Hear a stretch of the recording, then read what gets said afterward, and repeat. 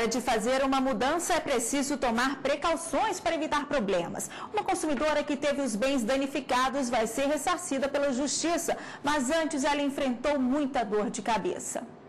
Pensar em mudança é ver todo o ambiente de pernas para o ar. São caixas para todos os lados. Mariana só neste ano já mudou com a família 3 vezes e agora está no meio de outra. Ela conta que já organizou uma dessas mudanças sozinha, mas já se conscientizou que o melhor é contratar uma empresa especializada. Primeiro eu vejo se a empresa ela me dá uma segurança jurídica, se ela vai ser responsável para embalar, para poder levar, transportar, o cuidado no transporte, porque, assim, poderia até contratar outra empresa que seja mais em conta, mas, assim, financeiramente, juridicamente, não compensa, sabe? Você procura preço, mas às vezes você não acha qualidade.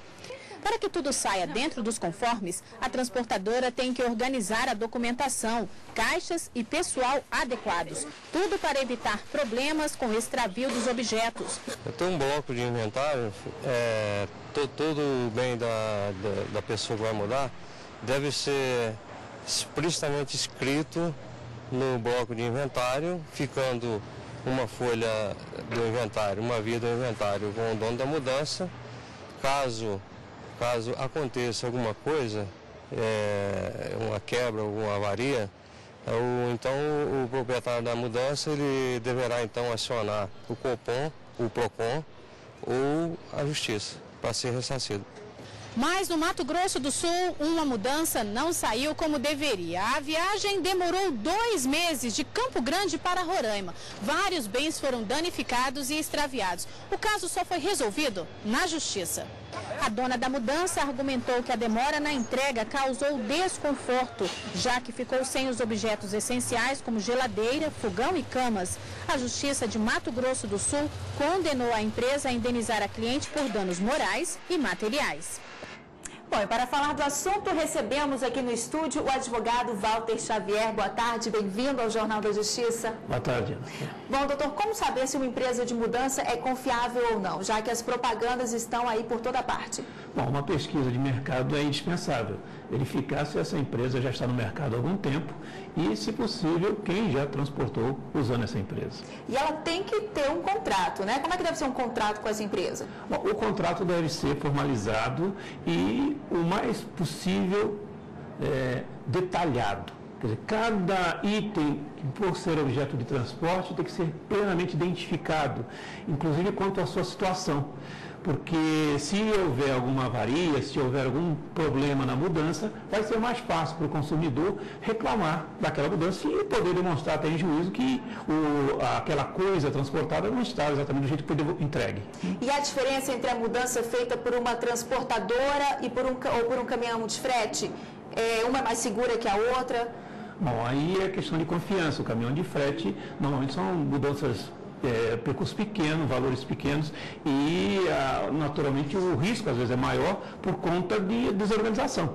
Mas não podemos também dizer que simplesmente pelo fato de ser uma transportadora já credenciada do mercado que não vai acontecer um problema. A questão vai estar quando acontece o problema e tiver que indenizar, porque se é uma pessoa jurídica, uma empresa já constituída há algum tempo, ela já vai ter todo um mecanismo para evitar que o problema aconteça e, se for o caso de o problema acontecer, ter condições de reparar o dano. Pois é, e com relação ao valor pago por esse transporte, o que é de direito dessa empresa cobrar? Ela pode cobrar, por exemplo, pelas caixas que ela vai usar para embalar aqueles bens? Bom, normalmente todo esse custo da empresa vai estar embutido num orçamento.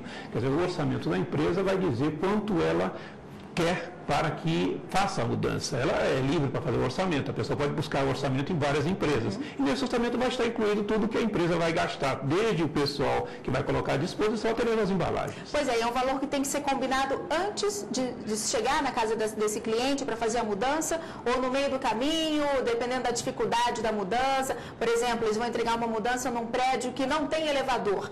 Esse valor pode mudar em vista dessa condição? Toda dificuldade para a mudança deve ser devidamente esclarecida antes e colocada em termos contratuais específicos, porque a surpresa pode elevar o custo. Então, as empresas organizadas elas vão saber o que vai ser transportado, antes de fazer o contrato e para onde vai ser transportado. Vai fazer toda uma logística desse transporte. Quando você tem empresas organizadas há algum tempo no mercado, você vai verificar que isso acontece e isso evita problemas futuros. Tá certo. Bom, vamos agora à nossa primeira pergunta gravada nas ruas. Vamos ouvir. O meu nome é Frutuosa. Eu gostaria de saber se quando a minha mudança vem de um estado para o outro, o inventário é suficiente? Então, nesse caso de uma mudança para outro estado, só o inventário é suficiente?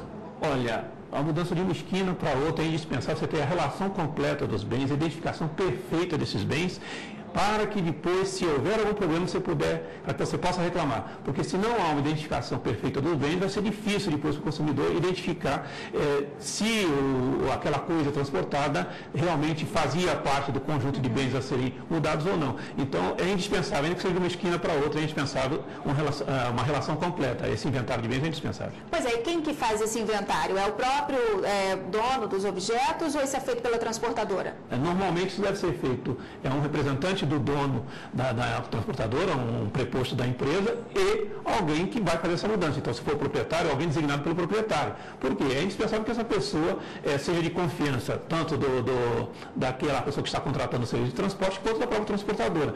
E que essa descrição dos bens seja feita o mais detalhado possível. Então, essa pessoa que estiver representando um e outro vai verificar se isso realmente está acontecendo no caso concreto. Pois é, nesse caso da mudança de um estado para o outro, há o risco dos meus móveis, por exemplo, irem juntos com de outra pessoa no mesmo caminhão? Bom, poder ir junto não há obstáculo nenhum, aí vai a organização da empresa. Quer dizer, se naturalmente a empresa tem um caminhão que comporta fazer mudanças de mais de uma pessoa, isso não é problema nenhum. A questão é de organização interna da empresa, para que não aconteça a mistura desses bens. Então, a identificação aí também das embalagens onde os bens estão colocados é indispensável. Tá certo, e temos mais uma dúvida para responder. Vamos ouvir. Meu nome é Paulo, sou funcionário público. Eu queria saber, em caso de roubo ou furto da mudança, a transportadora tem seguro que cobre? Toda transportadora tem que ter um seguro. Bom, veja, o seguro as pessoas prudentes fazem seguro. As empresas prudentes, as empresas organizadas normalmente têm seguro para isso. E o seguro é que vai garantir que a transportadora, tendo que indenizar alguém, ela vai ser ressarcida por outro. Né? Porque, caso contrário, ela vai ficar com prejuízo. Então, as pessoas organizadas, as pessoas físicas ou jurídicas organizadas, normalmente fazem contrato de seguro. Pois é, e no caso, respondendo a pergunta do telespectador, no caso do seguro, então, vai ter que cobrir aquele objeto que foi danificado ou perdido? Perante o consumidor, quem responde é a empresa. Quer dizer, a relação da seguradora é com a transportadora, não é com o consumidor. Normalmente, quando você tem um caso concreto, pode-se encurtar essa distância, mas a responsabilidade direta é da transportadora. Tá certo. Bom, agora temos mais uma dúvida de um telespectador. Eu sou o Vinícius, funcionário público, e gostaria de fazer uma pergunta. Se um bem meu foi extraviado numa mudança, a quem eu devo recorrer? Pois é, quem é que ele procura num caso desse? Bom, tanto como já foi dito um pouco antes no início da reportagem, pode ser procurado o PROCON, quer dizer, de início a própria empresa, não tendo acordo algum com a empresa, então o PROCON ou a Justiça. Se vai à Justiça ou se vai ao PROCON, é indispensável você ter elementos para poder mostrar que realmente houve um contrato de transporte, o que foi transportado e o que foi extraviado. E esse objeto que foi danificado ou extraviado, ele tem que ser reembolsado em 100%? Olha, no nosso sistema, o sistema da nossa ordem jurídica, diz que o reembolso por danos, por prejuízo é integral. Então, é 100% sim. Agora, pagar antecipado pode ser um risco? Olha, necessariamente não, depende a quem você está pagando. Quer dizer, se é uma empresa idônea, então não há maior dificuldade quanto a pagar antecipado ou pagar a posteriori. A questão é saber a quem você está pagando, porque se você pagar antecipado e não tem certeza se o transporte vai acontecer, o risco é seu. Agora, o veículo que faz o transporte, ele precisa ter algum registro específico? Tem que ser comandado por uma pessoa jurídica? Como é que é? O transporte por internet de veículos pressupõe que esse veículo seja devidamente autorizado a isso pelas autoridades de trânsito. Não é todo e qualquer veículo pode fazer transporte de mudança. É preciso que a autoridade de trânsito tenha expedido um documento que permita isso. Então, são os veículos de aluguel que têm o registro específico no Departamento de Trânsito. Agora, se é o próprio dono que faz a mudança num caminhão dele, ainda assim precisa de um registro? Não, aí no caso é uma mudança eventual. Quer dizer, a rigor não, mas não podemos esquecer que essa pessoa que estiver transportando bens, ainda que próprios, ela é responsável por tudo que aconteça com esses bens. Se eventualmente esses bens caírem no meio da rua e causarem dano a qualquer pessoa, então ela vai ser responsável por isso. Então todo cuidado é indispensável. Mas no caso de uma mudança eventual feita pelo próprio proprietário, não há obrigatoriedade de registro no trânsito. Esses casos de problemas com mudança, eles chegam muito à justiça?